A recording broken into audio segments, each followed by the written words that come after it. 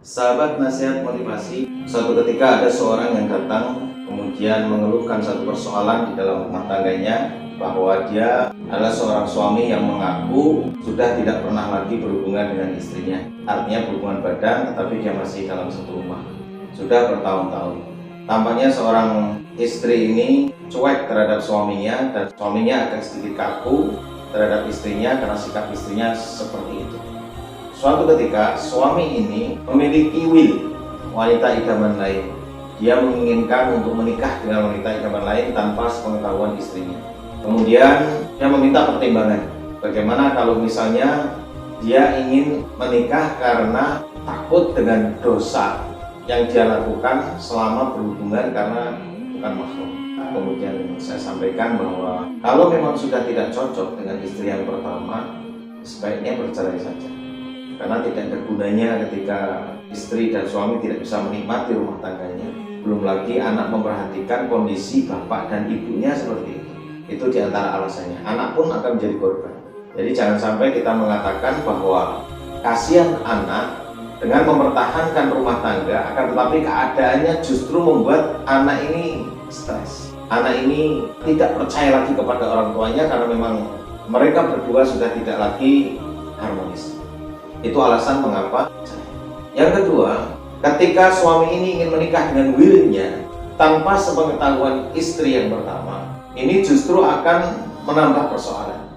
Maka kami sarankan lebih baik Anda memberitahu istri, kalau dia berani ngomong sama istrinya. Kemudian selanjutnya kita juga bertanya, apakah calon istrinya ini ketika nanti menikah dengan Anda diketahui oleh keluarganya? Ternyata tidak. Maka bagaimana mungkin Anda mau menikah dengan seseorang yang keluarganya tidak tahu? Karena pernikahan itu bukan hanya milik berdua, tetapi pernikahan itu termasuk membangun dua keluarga, yang mana nanti akan terjalin silaturahmi, sehingga akan memiliki efek sosial di antara kedua keluarga ini.